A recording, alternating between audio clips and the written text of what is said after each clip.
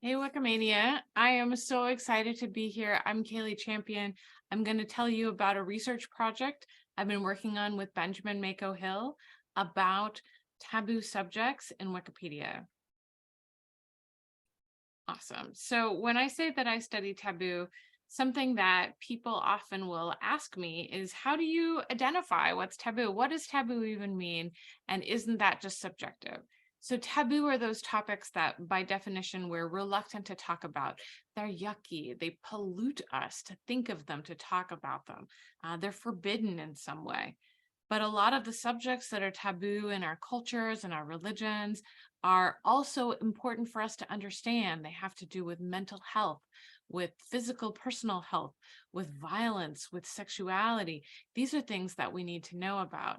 So how does Wikipedia respond to this? That was the sort of focus of our research question. But to identify taboo without kind of relying on my personal sense of what's taboo and what's not, I took an approach of looking for euphemisms. So why did I look at euphemisms? What is a euphemism? We come up with euphemisms as ways to talk around a taboo subject. Uh, we can think of this as a way to avoid being polluted by the sort of dirty thing that we're actually talking about. So we might say someone has passed on because it's taboo to speak too directly that they've died. A number of different taboos also are reflected in sexuality, and we have all kinds of euphemisms about sexuality. This is an example. I took my data set from Wiktionary, actually, so this is from Wiktionary, and here's the word member, which has lots of meanings, but one of those meanings is euphemistic and refers to the penis, another sort of taboo subject, perhaps, to speak about.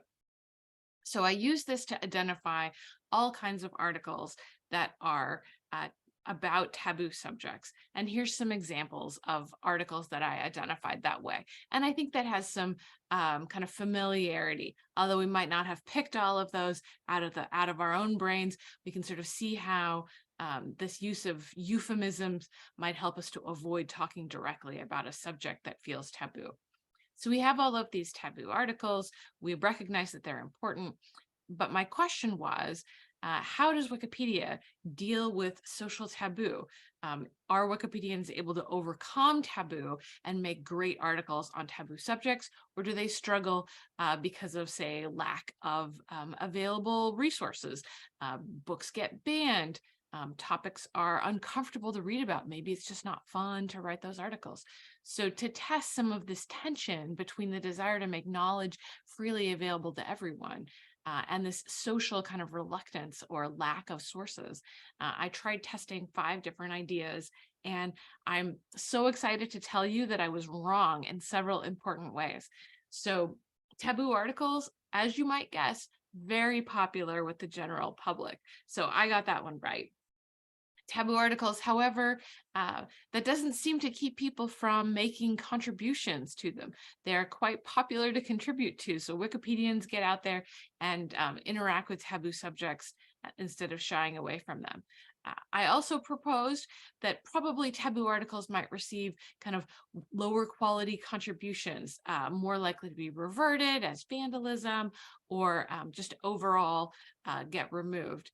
And that is indeed the case. We can imagine how much fun it is to vandalize if you're a vandal. You might have all kinds of ideas about what to write all over some of these taboo topics, which is too bad. But Wikipedia removes that vandalism very quickly. Um, Fourth thing that I went out there to test is that taboo articles might be lower quality. The sources just might not be there. And it turns out that I was wrong.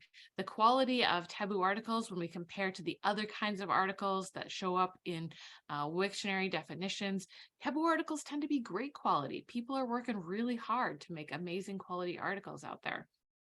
And the fifth idea that I stepped out there to test is that article contributors, I thought, would try to kind of protect their identity, make themselves less identifiable. And I was right in some ways, but wrong in some others that are pretty important. So let me tell you more about that. So contributors to taboo articles, less likely to have accounts, tend to have less experience, even when we control for page protection on those articles.